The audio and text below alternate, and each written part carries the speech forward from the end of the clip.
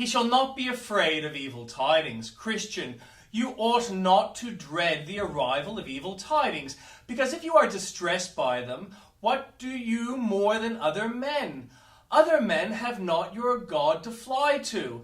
They have never proved his faithfulness as you have done, and it is no wonder if they are bowed down with alarm and cowed with fear. But you profess to be of another spirit. You have been begotten again unto a lively hope, and your heart lives in heaven and not on earthly things. Now, if you are seen to be distracted as other men, what is the value of that grace which you profess to have received? Where is the dignity of that new nature which you claim to possess? Again, if you should be filled with alarm as others are, you would doubtless be led into the sin so common to others under trying circumstances. The ungodly, when they are overtaken by evil tidings, rebel against God. They murmur and think that God deals hardly with them. Will you fall into that same sin? Will you provoke the Lord as they do? Moreover, unconverted men often run to wrong means in order to escape from difficulties, and you will be sure to do the same if your mind yields to the present pressure. Trust in the Lord and wait patiently for him. Your wisest counsel is to do as Moses did at the Red Sea. Stand still and see the salvation of God. For if you give way to fear when you fear of evil tidings, you will be unable to meet the trouble with that calm composure which nerves for duty and sustains under adversity. How can you glorify God if you play the coward?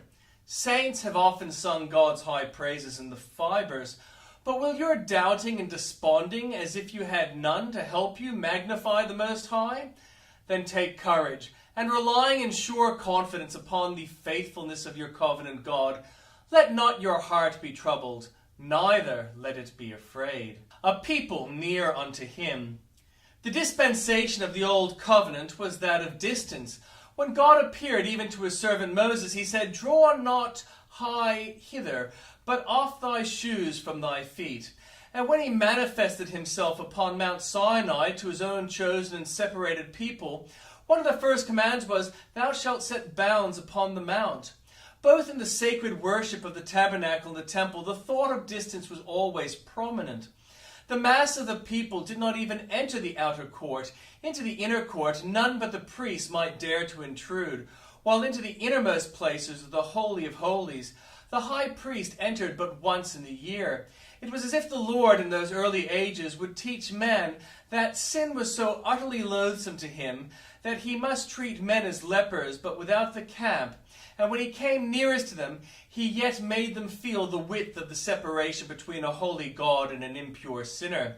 When the gospel came, we were placed on quite another footing. The word go was exchanged for come. Distance was made to give place to nearness. And we who aforetimes were afar off were made nigh by the blood of Jesus Christ. Incarnate deity has no wall of fire about it. Come unto me, all ye that labor and are heavy laden, and I will give you rest, is the joyful proclamation of God as he appears in human flesh. Not now does he teach the leper his leprosy by setting him at a distance, but by himself suffering the penalty of defilement. What a state of safety and privilege is this nearness to God through Jesus! Do you know it by experience? If you know it, are you living in the power of it? Marvelous is this nearness, yet it is to be followed by a dispensation of greater nearness still, when it shall be said, The tabernacle of God is with men, and he doth dwell among them. Hasten it, O Lord!